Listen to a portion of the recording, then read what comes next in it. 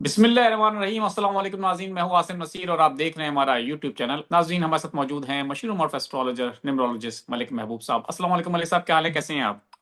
वालेकुम अस्सलाम। अल्लाह का शुक्र है। आप बताएं कैसे हैं आसिम साहब? क्या खबरें लेकर आए हैं आज? मैं मैं बिल्कुल ठीक हूँ और खबरें मलिक साहब कुछ इस तरह की हैं कि एक वीलॉग मैंने आपसे पहले किया था, उसी की कंटिन्यूटी है एक तरह से समझ लीजिए कि एक खबर कंफर्म इस तरह से हुई है कि कहा जा रहा है कि तहरीक इंसाफ जो है वो 8 फरवरी का जो उन्होंने हड़ताल की कॉल दे रखी है वो बहुत ही अहमियत की हामिल है और आप भी इस बात को मानते हैं। लेकिन आपका ये भी हमेशा से रहा है कि 8 का हिंसा अच्छा नहीं है और हमने देखा कि 26 जो था, 26 नवंबर, वो भी 8 का हिंसा बनता था। आपने उसके बारे में भी बताया हमारे पिछले व्लॉग में। तो उनका ये कहना है तहरीक इंसाफ का कि उस खबर के हवाले से बात कर रहा हूं मैं, तहरीक इंसाफ का तो नहीं कहना, कि खबर ये है कि अगर 8 फरवरी को ये एहतजाजी कॉल कामयाब नहीं होती, क्योंकि तहरीक इंसाफ जिस ताकत के साथ ये मंसूबा सामने लेकर आई है, ये प्लानिंग जो उनकी है पूरे मुल्क का पहिया जाम करना, लेकिन साथ साथ ये भी कहा जा रहा है कि 5, 6, 7, 8 गालिबन उस तारीख को पंजाब में बसंत का भी ऐलान किया गया है। तो अब देखना ये कि किस तरह से तहरीक इंसाफ बंद कराती है पूरा मुल्क। अगर वो नहीं करा सके तो तहरीक इंसाफ 6 महीने पीछे चली जाएगी, यानी कि उनको दोबारा से फिर नए सिरे से प्लानिंग करनी पड़ेगी। तहरीक इंसाफ की मुश्किलात बढ़ सकती हैं। क्या कहेंगे आप? सर, मेरे पास अल्फाज इसलिए नहीं है क्योंकि मैं तज्जियाकार नहीं हूँ। मैं यही कहूंगा कि जो प्लेनेट के एस्पेक्ट्स नजर आ रहे हैं वो अच्छे नजर नहीं आ रहा है। और आगे पीछे जाना तो बड़ी दूर की बात है, ये कहीं और ही ना पहुंच जाए, मुझे ये डर है। और से मुराद ये है कि हालात अच्छे ऐसे नहीं है कि इनको 6 महीना पीछे लेके जाएंगे। हालात ऐसे हैं कि इनके लिए मुश्किलात कुछ ऐसी खड़ी हो जाएंगी कि 6 महीना तो दूर की बात है, 2-4 साल भी इनको बाउंस बैक करने में टाइम लग जाएगा। लेकिन एक बात याद रखिएगा, तहरीक इंसाफ का टाइम अच्छा चल रहा है, तो इसका हरगिज मतलब नहीं है कि ये 6 महीने ये दीवार से लगाने की जितनी दफा भी कोशिश कर लें वो बाउंस बैक करेगी। अलबत्ता टाइम ऐसा नहीं है कि उसमें आप अगर बोलें कि तहरीक इंसाफ परफॉर्म ना कर पाई तो क्या होगा, अगर परफॉर्म कर लिया तो क्या होगा। जो भी होगा अच्छा नहीं होगा, ये बता रहा हूं मैं। तहरीक इंसाफ अच्छा परफॉर्म करके भी हार जाएगी और बुरा परफॉर्म करके भी हार जाएगी। इसलिए मैं आपको बार बार कह रहा हूं कि ये तारीख अच्छी नहीं है।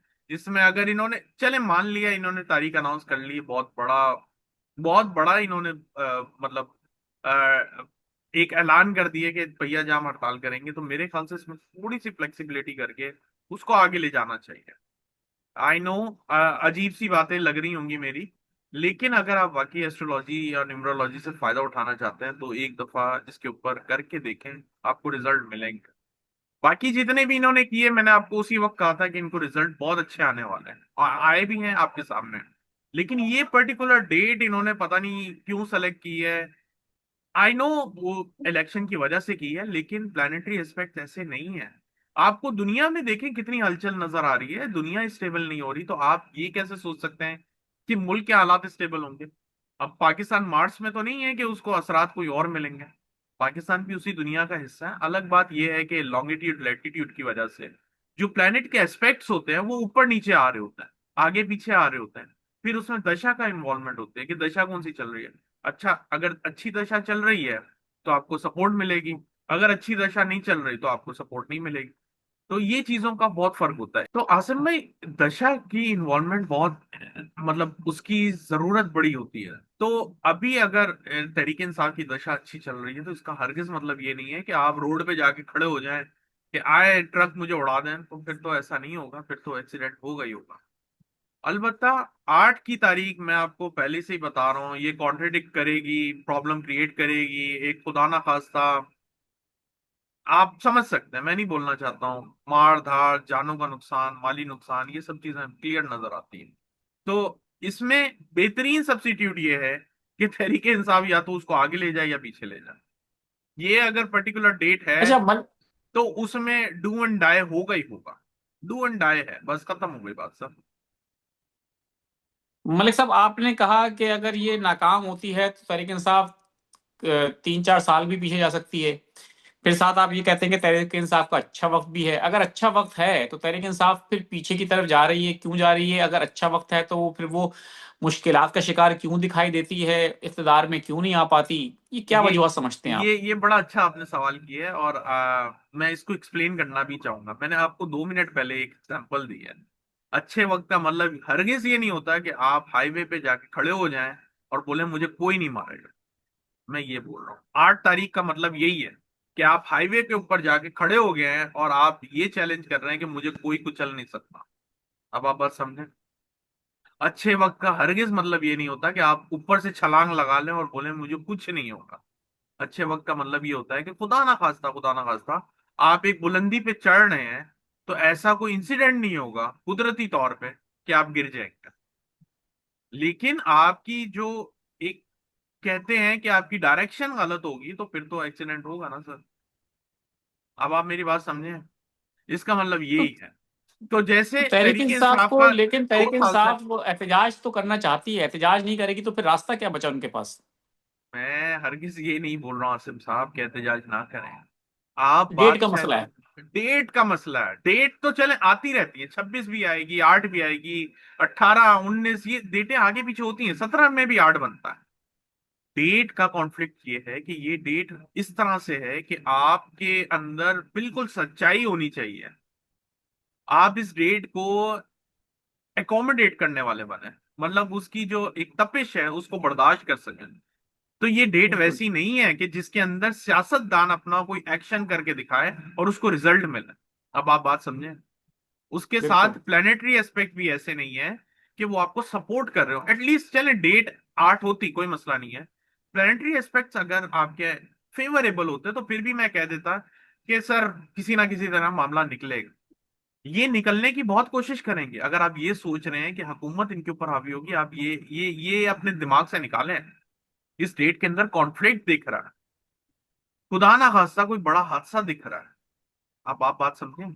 ये बिल्कुल। डेट किसी के लिए भी अच्छी नहीं है, ना हुकूमत के लिए है ना अपोजिशन के लिए। ये डेट कॉन्फ्लिक्ट की डेट है, ये कॉन्फ्लिक्ट बनाएगी। चलें। बिल्कुल ठीक है मलिक साहब, मैं कुछ सवालात ले लेता हूँ लोगों के। फरहाना अहमद हैं, 14/4/1965, living in UK, want to ask about financial situation not good and want to move in Canada this year.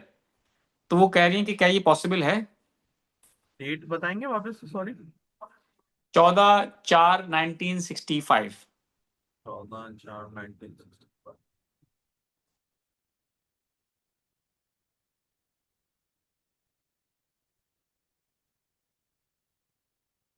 Possible है बट बहुत ट्रबल आने वाले हैं। Be careful. बिल्कुल। बिल्कुल ठीक है। एहतिशाम अली हैं, वो कह रहे हैं कि पहले भी सवाल किया आपने, लिया नहीं उनका सवाल। मैं अब दोबारा सवाल पूछ लेता हूँ। 29/8/1997 डेट ऑफ बर्थ है। वो पूछ रहे हैं 2026 के बारे में, वो पूछ रहे हैं कैसा होगा मेरा। 29/8।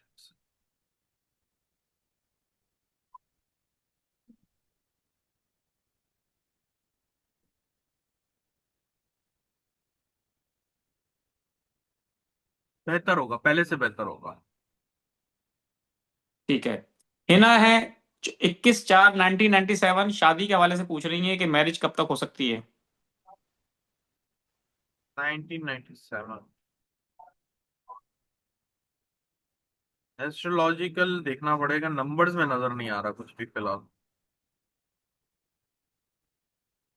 बिल्कुल ठीक है। 1/4/1988, दुबई जाना चाहते हैं ये। तो वो पूछ रहे हैं कि परेशान है इस हवाले से। वो कह रहे हैं कि पॉसिबिलिटी है कोई, जा सकता हूं मैं? कोशिश करें, लेकिन पॉसिबिलिटीज कम है अभी।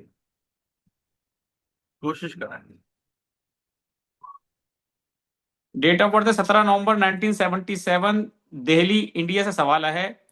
Last October you had advise job opportunities after November 25। Hmm. I got couple of interviews but didn't convert into job.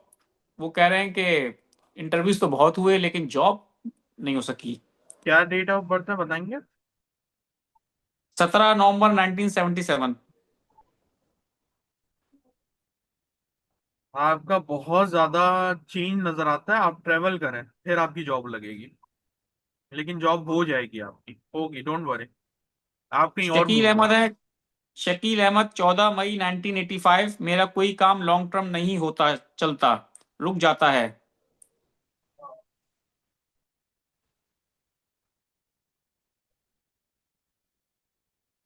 जायचा देखना पड़ेगा, ऐसे नहीं पता चलेगा। चलें, बिल्कुल ठीक है मलिक साहब, बहुत बहुत शुक्रिया हमें वक्त देने के लिए। नाज़रीन, यहाँ हमारे व्लॉग का वक्त खत्म हुआ, मुझे और मलिक महबूब साहब को दें इजाजत। आखिर में हमारा वही पैगाम है, मुस्कुराएं, प्यार बांटें और अपने आसपास के लोगों का ख्याल रखें। अल्लाह हाफिज।